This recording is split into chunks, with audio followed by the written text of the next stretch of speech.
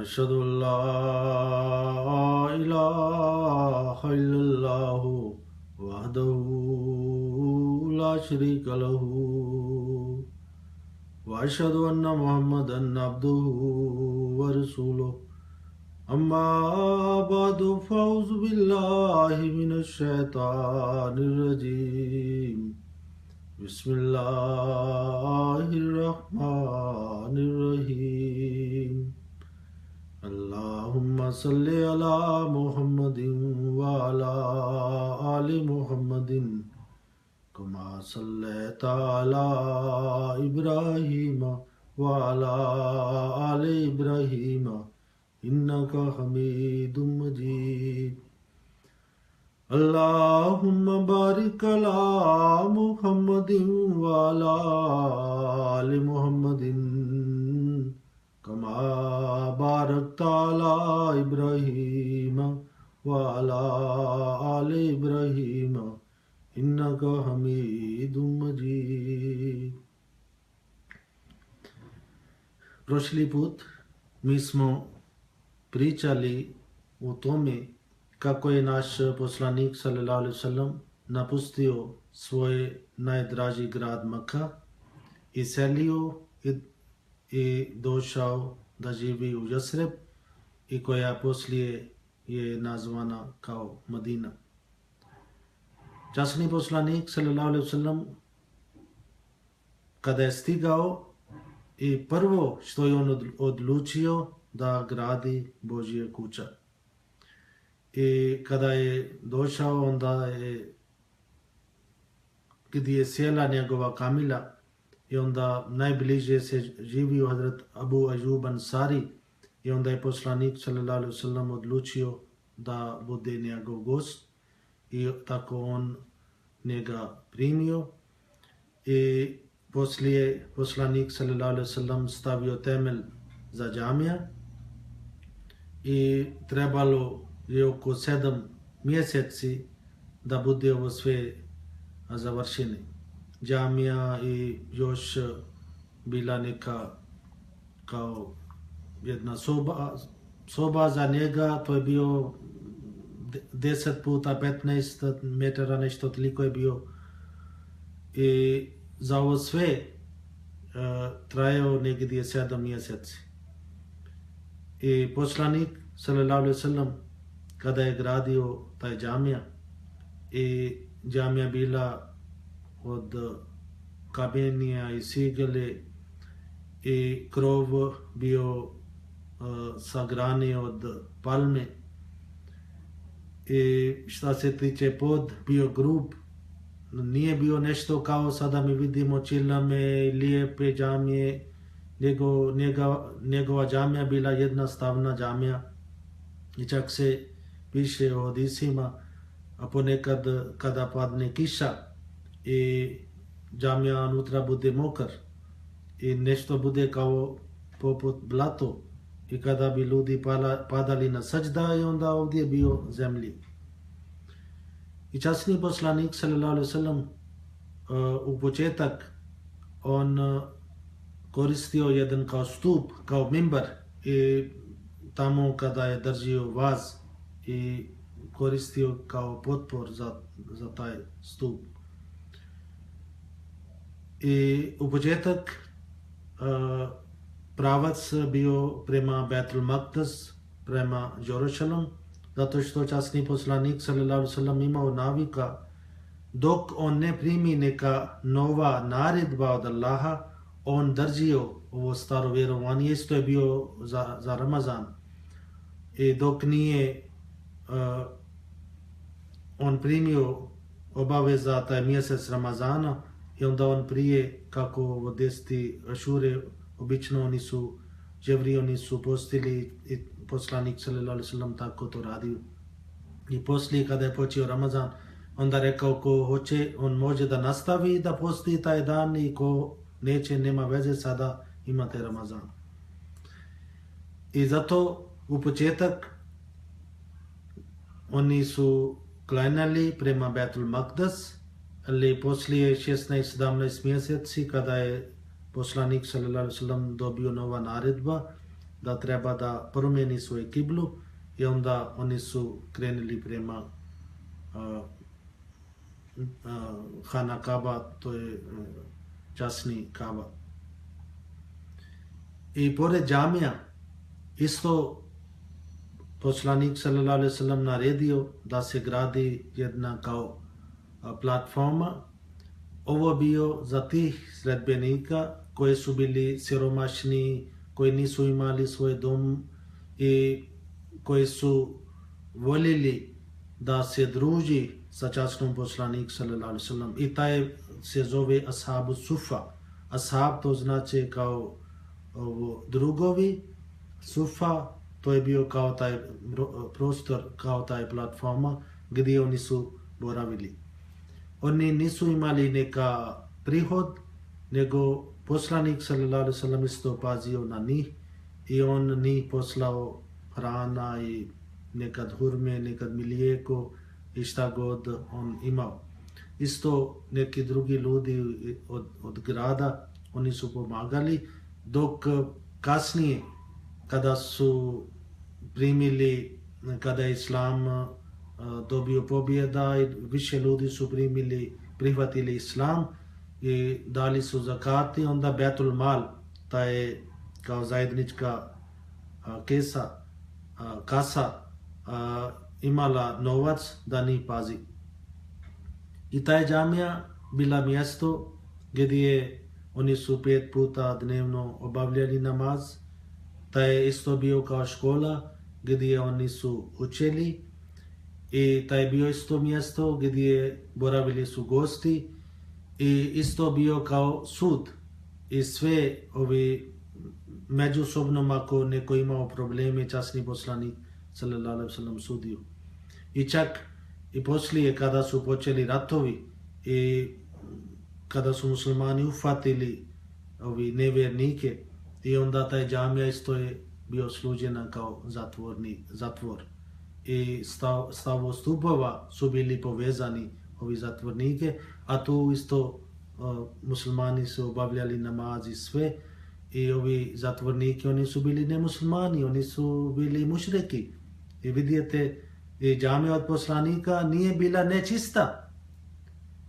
I šta to znači? Zato neki ljudi su pisali, učeni ljudi, oni su rekli ovo što je rečeno, da ovo nevjernik i mušrik ne smiju da uđu u časni Kaba, to ne znači njihova ovo tijela, nego njihova duša. I kasnije mi isto saznamo jednom kada su došli kršćani da pričaju sa časni poslanik sallallahu alejhi ve sellem i on isto dozvolio ni da oni obožavaju na svom način u njegova džamija. I tako, kada su tako počeli i nije prošao vrijeme, većina stanovnika u grad, oni su već primili Islam. Neki su primili, jedna grupa koji su primili Islam, ali oni nisu prihvatili od srce, za njih je onda Allah nazvao kao munafik, kao licemjeri. A dok je poslanik sallallahu alejhi ve sellem boravio u Makka, tamo nije bio, tamo su bili samo vernik i nevernik, nije bio treći, zato što tamo oni ko su prihvatili poslanika, oni su znali da koliko treba da oni daju žrtvovanje za Islam.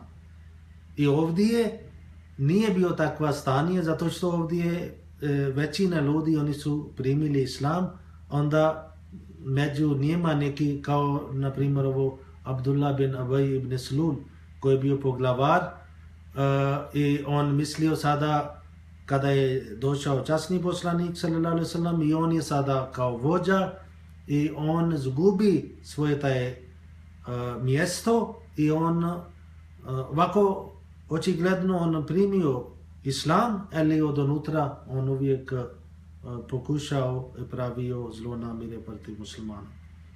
I kada je počela da se džamija funkcionira 5 puta dnevno, oni obavljaju namaz i do tada nije bila azan.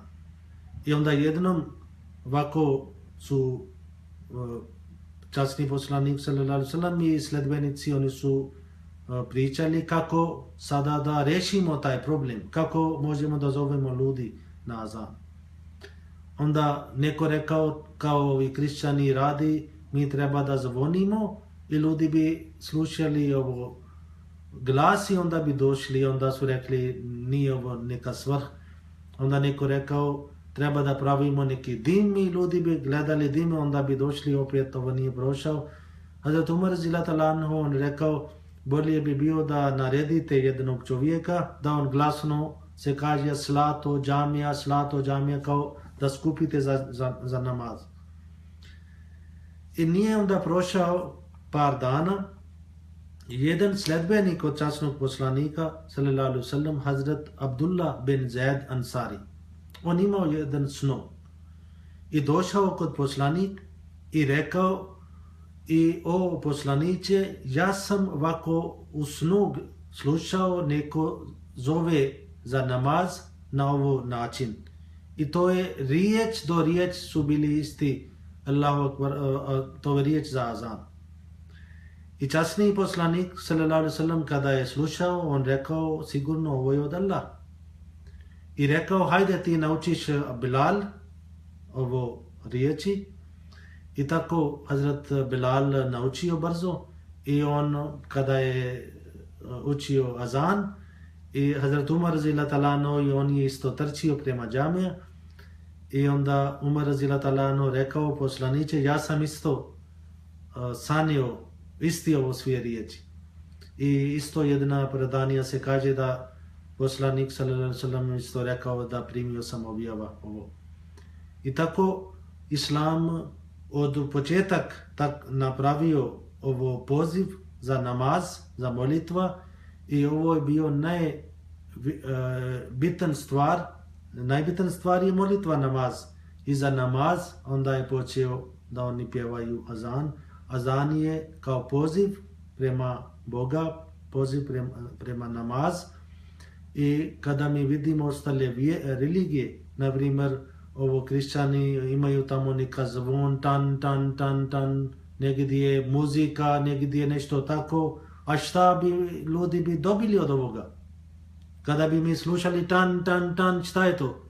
Ali jedan musliman, kada on zove prema Boga, onda to ima čast. Allahu akbar, Allahu akbar, Allahu akbar, Allahu akbar. Allah je najveći, Allah je najveći. To ima značenje.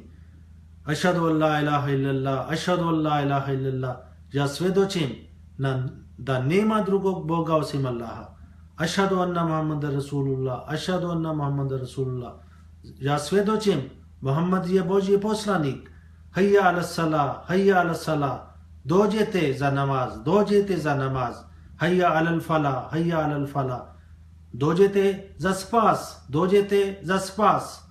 Namaz je spas za vas. I onda opet Allahu akbar, la ilaha illallah. Allah je najveći, Allah je najveći, nema drugog Boga osim Allah. I tako ovo azan je počeo. Hazrat Bilal radijallahu ta'ala anhu koji je bio srnac, on bio muazzin i za časni poslanik sallallahu alejhi ve sellem i onda on tako se azanio. Isto se kaže da Hazrat Bilal radijallahu ta'ala anhu nije mogao da kaže ašhadu an la ilaha illallah, zbog on bio stranac i nije mogao da kaže š i onda on rekao asado, nije sin umjesto šin. Ali to taj njegov azan bio najbolji kod Allah. I tako i u početak isto namaz, muslimani su klanjali namaz kao skraćeni namaz. I na primjer za podne bio samo 2 farza, za kindija bio samo 2 farza, za jacija bio samo 2 farza i 3 vitr. I za sabah bio isto 2 sunnat i 2 farz. I akšam bio samo 3 farz, kako je do sada. I onda je časni poslanik sallallahu alejhi ve sellem poslije hidžra on naredio sada ovo namaz koja je do tada oni su obavljali i rekao kada ste na putu, to treba da klanjate isto kako ste klanjali do sada, ili kada ste prisutni, kada ste kod kuće, onda treba da klanjate više rekata. To znači kako sada postoji za podne 4 sunnat, 4 farz i 2 sunnat, i za ikindija 4 farz i akšam 3 farz i 2 sunnat, i za jacija 4 farz, 2 sunnat i 3 vitr. Tako onda počeo. Inače, islamska molitva je takav da nije nešto ovako da jedan čovjek kaže ja ne mogu da idem u džamija zbog ovog i da nisam klanjao, nego poslanik rekao seli zemlje je džamija za moje sledbenike, gdje god budete obavljati namaz. Ako ne možete stojeće, možete sjedeće. Ako ne možete sjedeće, kada ležete, možete da klanjate namaz. I poslanik sallallahu alejhi ve sellem rekao radost za moje oči je namaz. I isto poslanik sallallahu alejhi ve sellem obavljao tahadžud namaz redovno i njegovi sledbenici isto su obavljali, to je kao dobrovoljno namaz. I kada poslanik sallallahu alejhi ve sellem iselio, onda nekoliko mjeseci, skoro 1 godina dana, ovi muhađeri, oni nisu imali neki muško djece.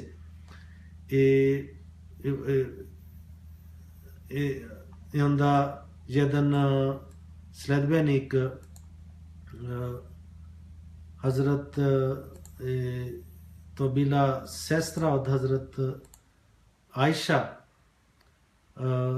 ona se zvala Asma i ona je dobila jedan sin i njegovo ime kao prvi dijete nakon hidžre, on se zvao Hazrat Abdullah bin Zubair i njegov otac se zove Hazrat Zubair bin al-Awam i on bio brateć od tetka, sin od tetka od poslanika i kao sam rekao, njegova žena bila Hazrat Asma i sestra od Hazrat Ajša radhiyallahu ta'ala anha. I časni poslanik sallallahu alejhi ve sellem kada je saznao, on uzmio jedan hurme i žvakao i onda stavio nešto na njegov usta. Hazrat Abdullah bin Zubair i poslije on je poznato u islam kao jedan veliki učen čovjek i mnogo vrijeme on služio islam. I kada je časni poslanik sallallahu alejhi ve sellem došao u Medina i onda među Jevrijama su bili par ljudi koji su primili islam. I prvi čovjek koji je primio islam među Jevrijama je bio Hazrat Husein bin Salam. I on bio kao njihov poglavar i imao dosta šta se tiče znanje i on prije već čuo za dolazak poslanika, dok je poslanik sallallahu alejhi ve sellem bio u Mekka i kada je selio, onda je došao kod poslanik sallallahu alejhi ve sellem i primio islam i onda je on rekao, on hoće da još neće da javno da kaže da on je musliman, nego on hoće da pokušava i rekao, o poslaniće, neka vi zovete naše neki ljudi i ni prenesite poruka islama i pitate radi mene i ja ću biti negdje skriveno. I tako je poslanik sallallahu alejhi ve sellem nazvao i rekao ni ostavio poruka islama, ali oni su odbili. I onda je časni poslanik sallallahu alejhi ve sellem rekao, da li vi, šta vi mislite u Husein bin Salam? Oni su rekli, on je naš poglavar, sin od poglavara i on je učen čovjek.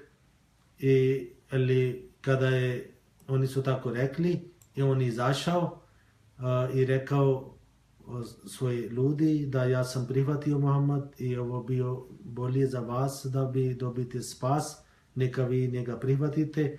Oni su odmah počeli da glami njega i rekli ti si lažovac i tako dalje. I časni poslanik sallallahu alejhi ve sellem obično nikad promijenio imena ovi ljudi ko primi islam, oni ustani isti ime, ali njega ime poslanik promijenio, najvjerovatno zbog ovo važnost što je on bio prvi musliman među Žavrijama i poslanik sallallahu alejhi ve sellem njemu dao ime Abdullah. Isto tada jedan Perzijac, prvi čovjek od Iranac, Hazrat Salman Farsi, on isto primio islam. On prije bio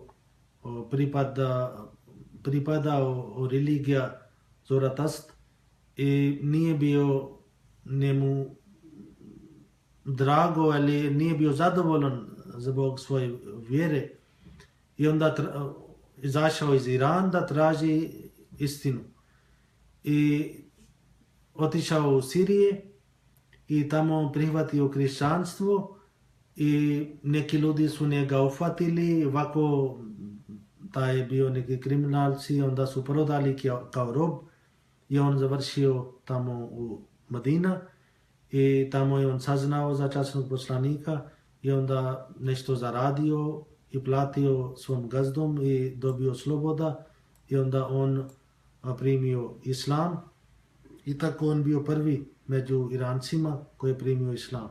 I časni poslanik sallallahu alejhi ve sellem njega puno volio i jednom on poslanik rekao Salmanu minna ahlal bejte. Salman je naš od naše porodice, kao da on njega imenovao kao član svog porodica. I za njega isto je poslanik sallallahu alejhi ve sellem rekao law kana al imanu inda suraya lana lahu rajulun aw rijalun min haulai. Ako iman bude podignut na nebu i neki od njegovi ljudi, jedan ili više, oni će vratiti vjera nazad na zemlji i mi vjerujemo Allah već ispunio ovo preskazanje sa dolazak Hazrat Mirza Ghulam Ahmad kao običani Mesija, Imam Mahdi, on i njegov predaku, oni su bili iz Irana. I tako i poslanik sallallahu alejhi ve sellem tada napravio jedan važan korak i pravio veza bratstva između Ansari i Muhađira.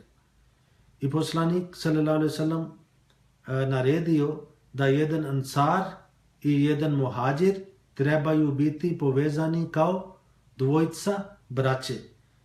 I tako negdje 90 su takvi parovi on napravio i uzio jedan od Makka i jedan od Ansari i rekao da vi ste dva braća. Ansari, oni su bili toliko predani, oni su primili njih kao braća, ako su imali neki svoje, šta god oni su imali, oni su ponudili. I oni su ponudili dijela svoj imetak i ono što imaju. I neki su rekli mi imamo svoje nivo i ljudi iz Makke, oni nisu znali kao da radi zemlju radnika i oni Ansari, oni su rekli šta god mi radimo, pola ćemo mi dijeliti sa vama. I Ansari i Muhađari, oni su bili isto toliko dobri, oni su rekli nama vi samo pokažete put prema pjeca.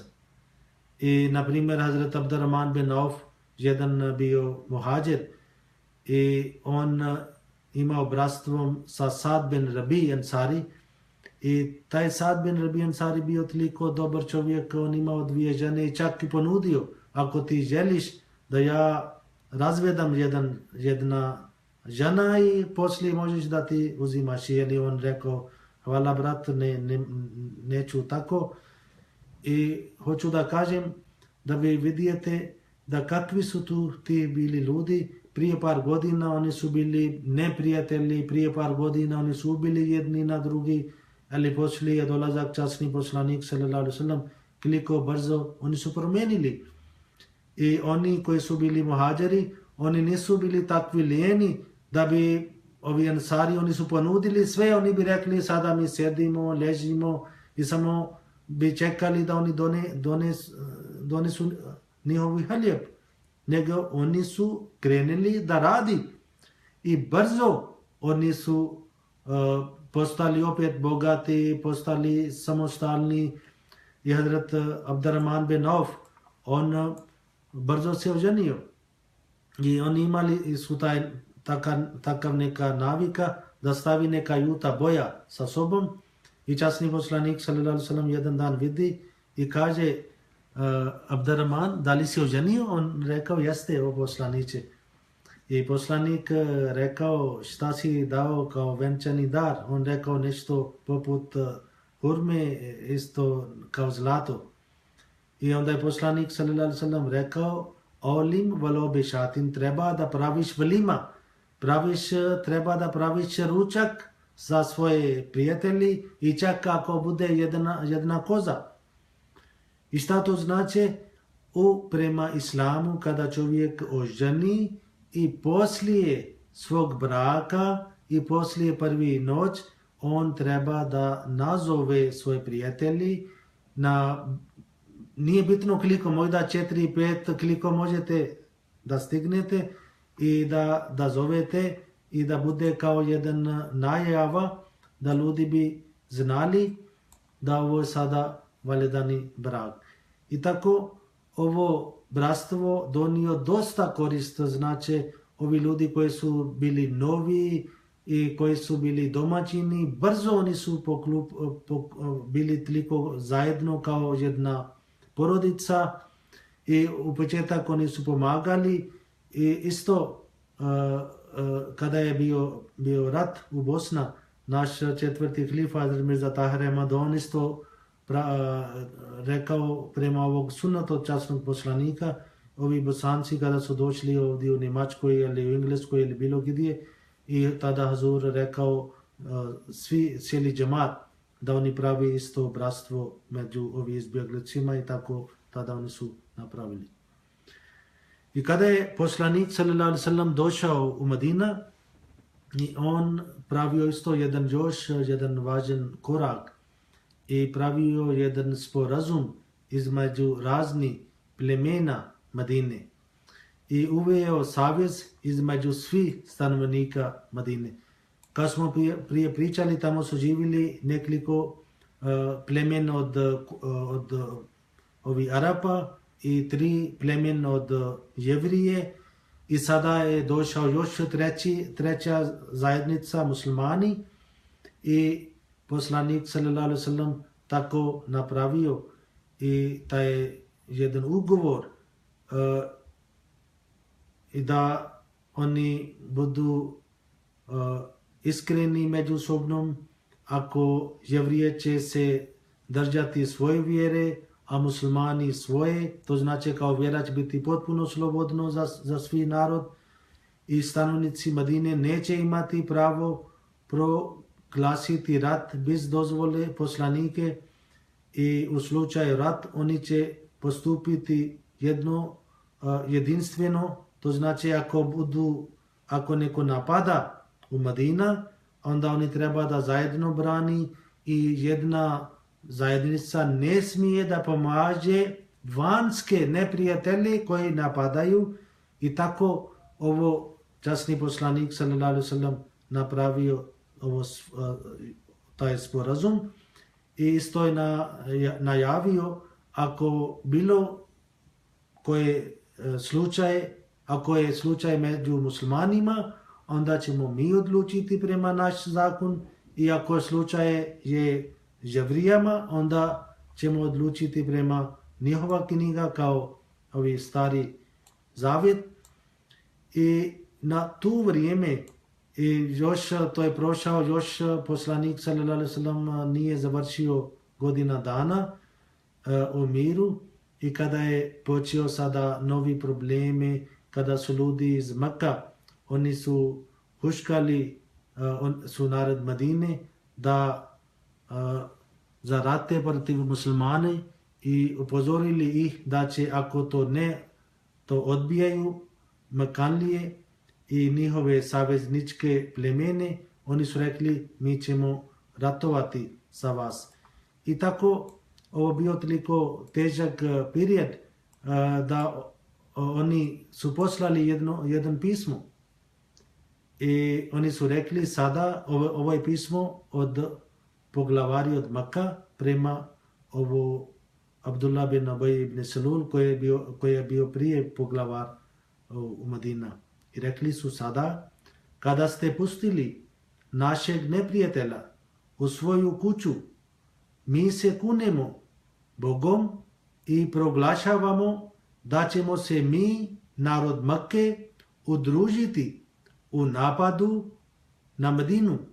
Ukoliko se vi, narod Medine, ne služite da ga istirate iz Medine, ili se ne budete zajedno, ili se ne budete zajedno borili sa njim.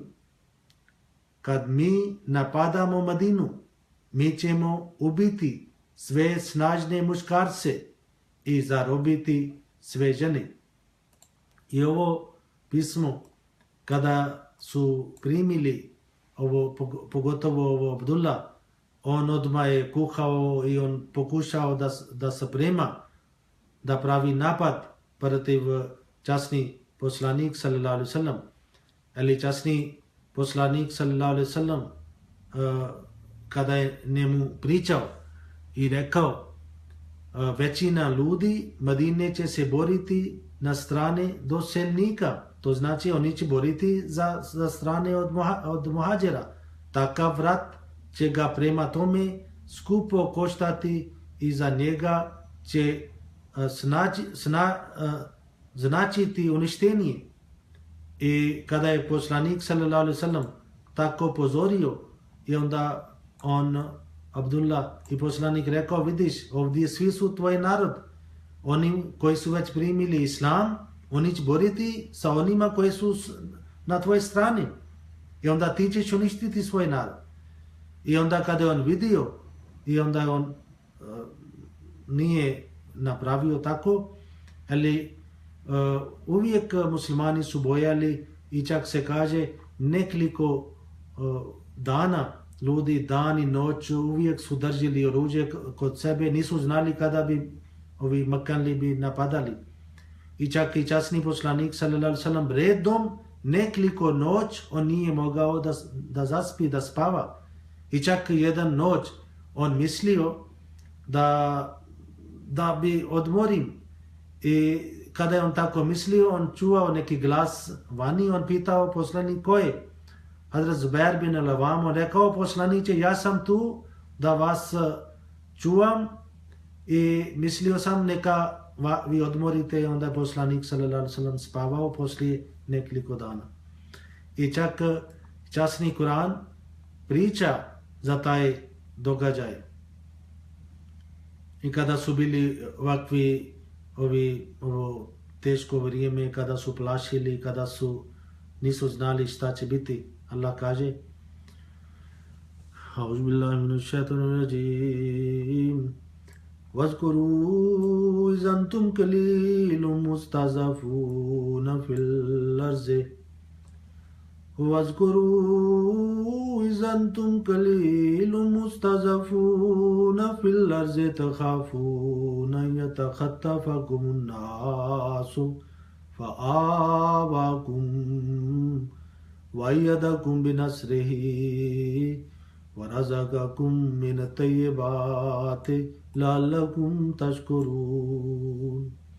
I sjetite se kad vas je bilo malo i smatrani ste slabim na zemlji i bojali ste se da vas ljudi ne zgrabe, ali vam je on otočište dao i svojim pomoći vas pomagao i obskrbio vas lijepim stvarima da biste bili zahvalni.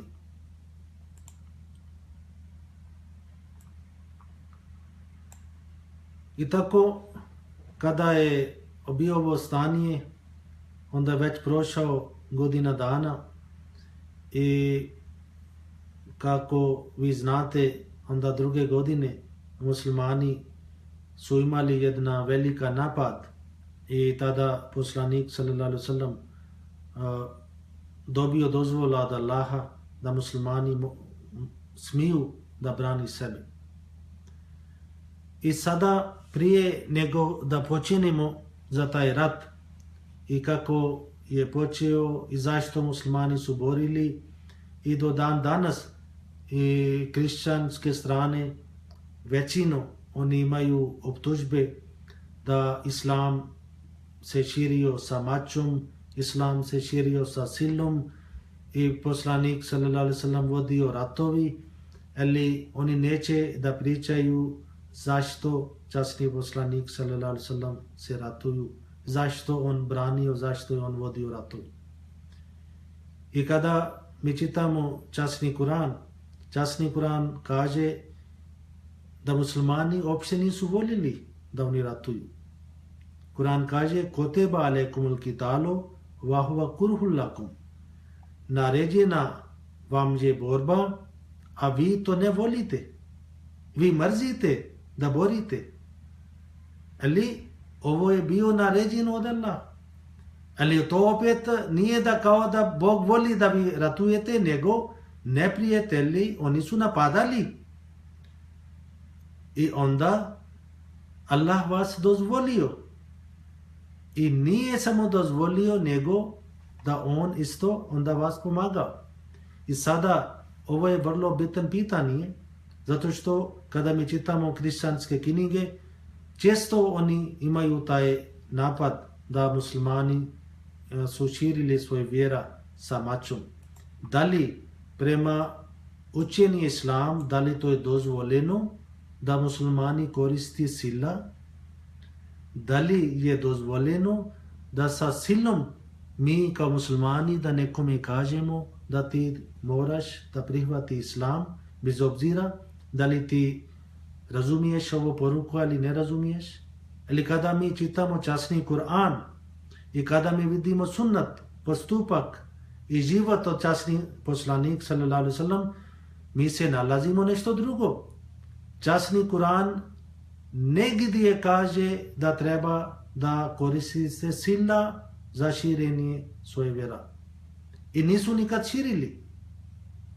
U doba časni poslanik sallallahu alejhi ve sellem nekoliko hiljada ljudi oni su primili islam. Nema ni jedan primjer tada da neko rekao ovo meni su napravili muslimani sa silom. Čak se kaže za Hazret Umar radhiyallahu ta'ala anhu koji je bio drugi khalifa, dok on bio khalifa, poglavar i bio veliki kralj, kaže on imao jedna kao sluga, taj sluga bio kršćan. I Hazret Umar radhiyallahu ta'ala anhu njega kaže hajde primi islam, ali on odbija. Opet Umar kaže primi islam, on odbija. I onda Hazret Umar radhiyallahu ta'ala anhu kaže jeste islam kaže la ikraha fi din, nema prisile u vjere. Ovo je učenje islama, onda ti si slobodan. I kada mi vidimo, ja hoću da učim par ajeti koje nama pokazuje da ovo je lažna propaganda protiv islama, da islam nisi širio sa silom. Allah kaže وَقُلِ الْحَقُّ مِنْ رَبِّكُمْ فَمَنْ شَاءَ فَلْيُؤْمِنْ وَمَنْ شَاءَ فَلْيَكْفُرْ. I reci, istina je to što je od gospodara vašega. Zato ko hoće neka veruje, a ko hoće neka ne veruje. I onda dalje kaže lakum dinukum valiya din, vama vaša vjera, a mene moja vjera. Onda dalje časni Kur'an kaže la ikraha fid din, nema prisile u vjeri. Kad tabayyana rushdu min al-ghayy, sigurno se pravi put razlikuje od zablude. Allah pokazao pravi put i onda nema prisile. Ko hoće neka prihvati, ko hoće neka odbija. I onda još časni Kur'an kaže Kul ya ayyuhan nasu kad ja'akumul haqqu min rabbikum فمن اهتدى فإنما يهتدي لنفسه ومن ضل فإنما يضل عليها وما أنا عليكم بوكيل. Ti reci o ljudi, zaista vam je došla istina od gospodara vašega, zato ko se uputi se za sebe, ako god zaluta samo protiv sebe, a ja nisam čuvar nad vama.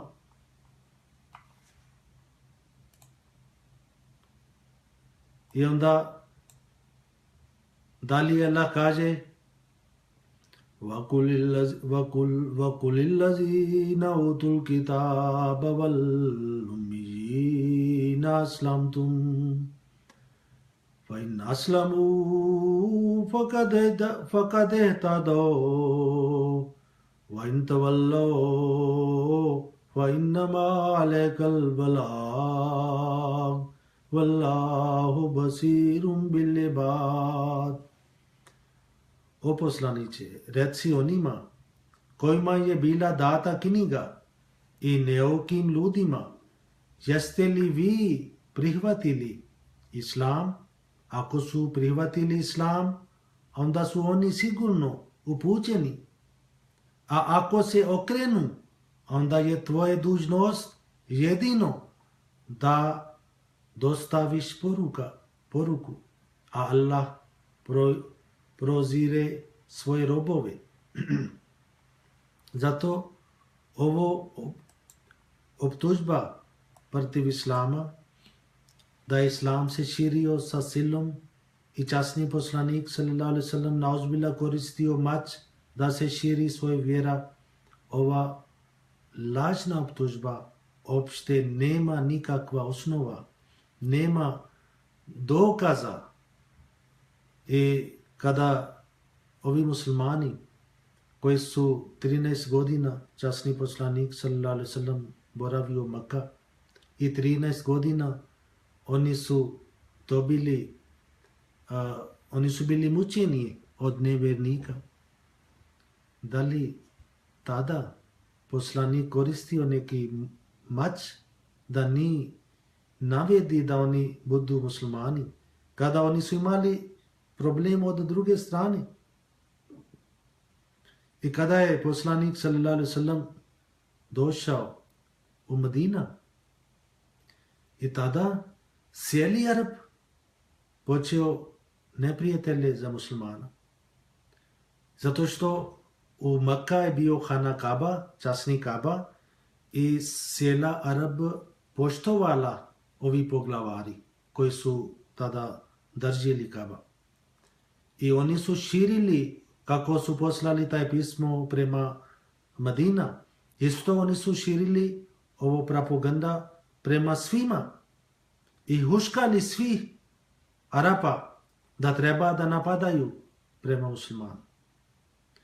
I nema ni jedan primjer da je poslanik sallallahu alejhi ve sellem sa silom nekome prihvatio u islam. Nego čak imamo neki drugi primjera. Jednom se kaže Hazrat Osama bin Zaid, on bio sin od Zaid bin Harisa, koji je bio jedna sluga od Hazreti Hatidža, za koje mi smo prije pričali da je on odbijao da ide sa svoj otac i volio da boravi kod časnih poslanik sallallahu alejhi ve sellem. Njegov sin Hazrat Zaid bin Harisa, kaže se jednom bitkom, i kada je on borio sa jedan nevjernik, i nevjernik kada vidio da nema spas, on rekao la ilaha ašhadu la ilaha illallah, ja svjedočim nema drugog Boga osim Allah. I Zaid bin Harisa, Osama bin Zaid, on mislio da je zbog strah sada on hoće da primi islam. I opet on njega ubio. I kada je vratio, on pričao časnom poslaniku i tokom rata tako se dešava. Jedan čovjek kada je on vidio da nema spas od mene, on kaže ešhadu la ilaha illallah i ja sam opet njega ubio.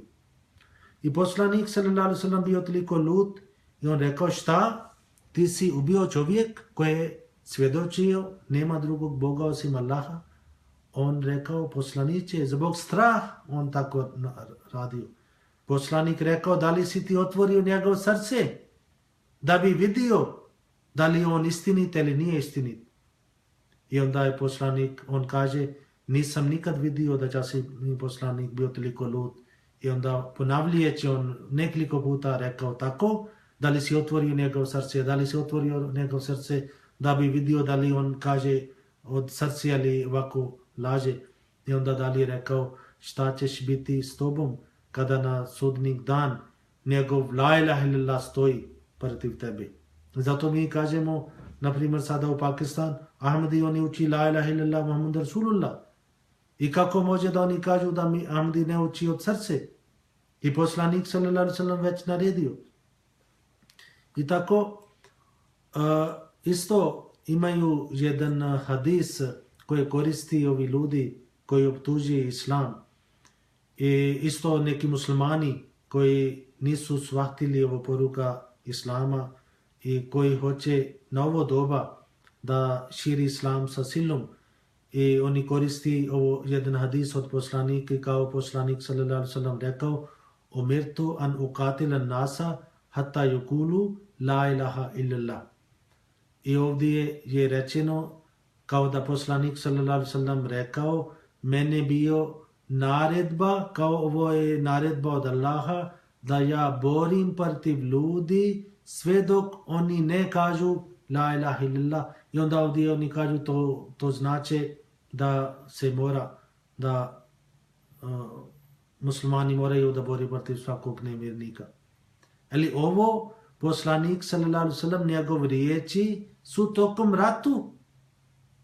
Poslanik kada nije imao neki drugi izbor i kada neprijatelji oni su napadali i poslanik sallallahu alejhi ve sellem dobio dozvola od Allaha da se brani, onda šta bi bio? Da li on bi rekao sada ne smijemo da ne borimo? To znači ako neko kaže la ilaha illallah on je naš brat, onda mi ne smijemo da borimo protiv svog brata. I ovo je poslanik sallallahu alejhi ve sellem kada je rekao, to je bio tokom ratu, nije za opšte. I rekao samo za ovi ljudi koji su ratovali protiv poslanik sallallahu alejhi ve sellem. I isto imamo neki takvi ajeti u časnom Kuranu. I zato ljudi onda daju pogrešno tumačenje. Naprimjer, ima jedan ajet koji se kaže وَقَاتِلُوهُمْ حَتَّى لَا تَكُونَ فِتْنَةٌ وَيَكُونَ الدِّينُ لِلَّهِ فَإِنِ انْتَهَوْا فَلَا عُدْوَانَ إِلَّا عَلَى الظَّالِمِينَ. I borite se sa njima sve dok ne nestane smutnije i vjera bude samo radi Allaha, a ako oni prestanu, onda neće biti neprijateljstva osim prema silnicima. To znači ako oni ostanu i ako oni ne napadaju na nama, onda nema više rata. I ako oni napadaju, onda mi moramo da branimo sebe. I u vrijeme poslanik sallallahu alejhi ve sellem oni nisu dozvolili muslimanima da kažu la ilaha illallah Muhammad Rasulullah. Oni nisu dozvolili da oni obavljaju namaz. Oni nisu dozvolili da oni uči azan. I za sloboda vjera onda je bio ovo taj, kako se kaže, ovo smutnija. Smutnija to znači kada vjera nije potpuno sloboda. Kada ljudi ne smiju da vjeruju onako kako oni želi. I to je taj smutnija. I na drugo mjesto Kur'an kaže ovo je gorije njegov ubijanje. Zato što kada oni su tako napadali prema muslimanima, onda muslimani oni su branili. Ali šta se tiče dijela od naš poslanik sallallahu alaihi wasallam, on nikad volio rat. On volio mir. I na primjer u Hudejbija 6. godine poslije hidžra, kada je časni poslanik sallallahu alaihi wasallam imao snov, i snov on vidio kako muslimani su išli u Kaba i pravi krugovi, i poslanik sallallahu alaihi wasallam onda pričao sa svom sledbenicima i su se premali 1500 ovi muslimani i oni nisu imali namjera da se ratuju, nego čisto idu u Mekka, tamo da samo obilazi Kaba i vrati u Medina. Ali tamo kada oni su stigli blizu Mekka, oni nisu dozvolili. I onda je poslanik sallallahu alaihi wasallam i Mekkanlije, oni su pravili jedan sporazum. I taj sporazum se zove Sulh Hudejbija. To znači mirni ugovor u Hudejbija. Hudejbija je bio taj mjesto. I svi uvjeti koji su tamo bili, svi su bili protiv muslimana. I muslimani su bili toliko tužni šta se dešava, šta god oni kažu, poslanik rekao jeste. Na primjer, među uvjetima bio, ako jedan čovjek iz Mekke primi islam i on ide u Medina i poslanik mora da njega vrati prema Mekka. I ako jedan musliman napusti islam, na primjer, i ide u Mekka da živi sa nevjernicima, on ne smije da vrati. I baš bio takvo ovo kada kasnije ćemo pričati kada stignemo do 6. godine, ali to se pokazuje, Hazrat Umar radhiyallahu ta'ala bio puno lut i ostali šta se dešava, i onda oni su rekli ove godine ne smije da vi dođete u Mekka, nego da dođete naredne godine. I poslanik rekao u redu. I ljudi su bili zbunjeni, oni su rekli o poslaniće, da li vi niste imali ovo vizija, da mi idemo u Mekka i sada vi vratite. Poslanik rekao jeste, ali nisam vidio da smo išli ove godine. I to se pokazuje da muslimani i poslanik sallallahu alaihi wasallam samo volio mir, i zato kada je on vratio poslije ovo sporazum, on dobio jedna sura koja se zove sura Fatha. Fatha to znači pobjeda. I prvi ajet tako se glasi: Inna fatahna laka fatham mubina. Zaista mi smo tebe dali jasnu pobjedu. I ta je pobjeda bila kroz sporazum mira, nije kroz rata. Ali inače, kada mi vidimo ovo vrijeme od 2. godine poslije hidžra do 5. godine, i tada su bili ovo nekoliko ratova, i mi vidimo koliko muslimani su učestvovali i tada, i koliko muslimani su bili kada muslimani su pobjedili Mekka, i vidjet ćemo koliko brzo islam se širio kada nije bio rat. Na primjer, prva bitka bila bitka Badr, ovo bio 2. godina poslije hidžra, mjesec Ramazan, muslimani su bili samo 313, nevjernik, oni su bili 1000 naoružani vojnika. Muslimani su pobjedili. Onda druga bitka, 3. godina poslije hidžra, mjesec Šaval, bitka na Uhud, muslimani su bili samo 700 i oni su bili 3000. I tada muslimani su isto imali dosta šteta, ali ovi nevjernik nisu uspjeli. Kada stiče ćemo za taj rat, onda pričat ćemo tome kako je, šta se dešava. Neki muslimani nisu slušali naredbu od poslanika, i onda posljedice su bili da dosta muslimani su bili šehid zbog toga. Onda 3. bitka bila u 5. godine poslije hidžra, ovo se zove bitka Ahzab. kada muslimani su napravili rovove, i ovo isto je rekao Hazrat Salman Farsi. On rekao u Iran, kada mi imamo ovakve napade, onda mi pravimo rovove. I tada su bili ukupno, zato taj rat oni su vodili u grad i 3000 muslimana. I 5. godine, i 6. to je bio 5. godine, i 6. godine poslije hidžra, kada su napravili taj sporazum, mirni ugovor sa Makanlijama u mjesto Hodebija, tada su bili 1500, to znači 1500 muslimana koji su otišli sa poslanikom, to znači toliko su bili ovi muškaraci koji bi mogli da se ratuju.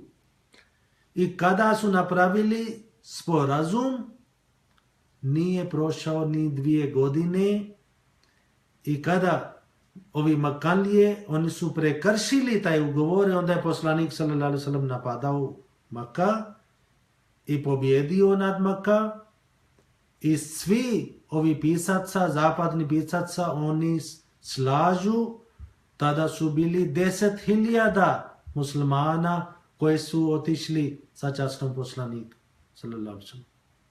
I to se pokazuje da islam više se širio kada je bio mir. I kada je bio rat, onda nije širio islam. Onda se malo broj ljudi, oni su primili islam. I samo ovo vidimo samo tokom 2 godine. I gdje je bio 1500 i gdje je sada tokom 2 godine. I na primjer od prve godine od hidžra do 6. godine hidžra su bili 1500 muslimani koji bi su izašli van grad, slučajno ako bude rat, ali samo nakon 2 godine broj bio 10.000.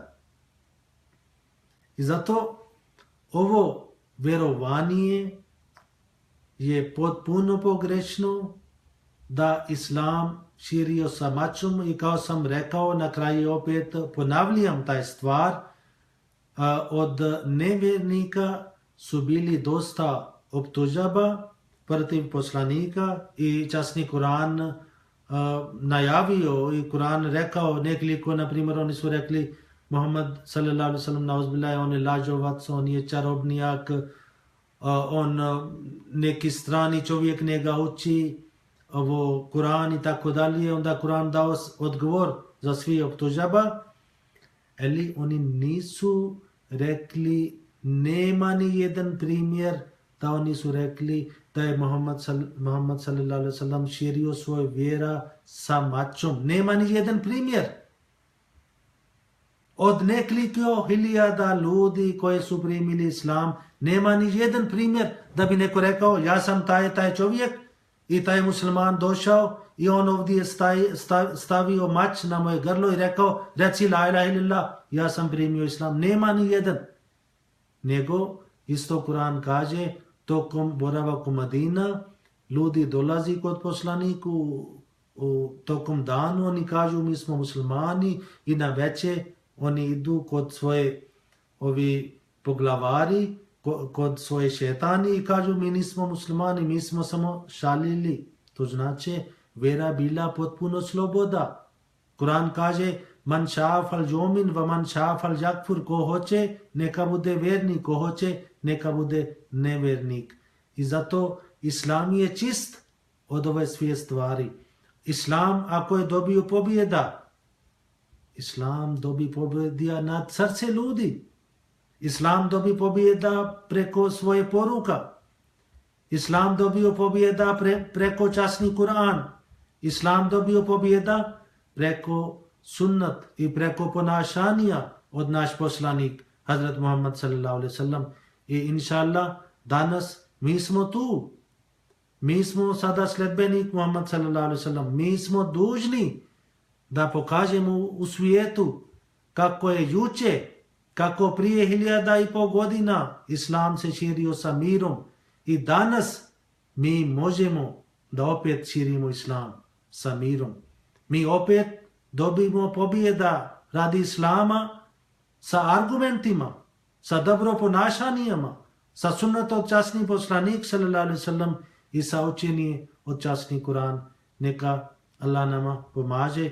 Inšallah, ovo danas završavamo i onda dalje ćemo pričati i kako je počeo taj rat i kako je časni poslanik sallallahu alaihi wasallam dao ove naredbe i kako muslimani su branili i poslanik sallallahu alaihi wasallam šta je dao uputstvo kada morate da borite i kako je Allah dozvolio muslimanima da oni brani i onda muslimani su uspjeli ne kroz svoju moć nego sa Božje pomoć. Inšallah, to ćemo pričati sljedeći put i onda do tada assalamu alaikum wa rahmatullahi wa barakatuhu. Assalamu alaikum.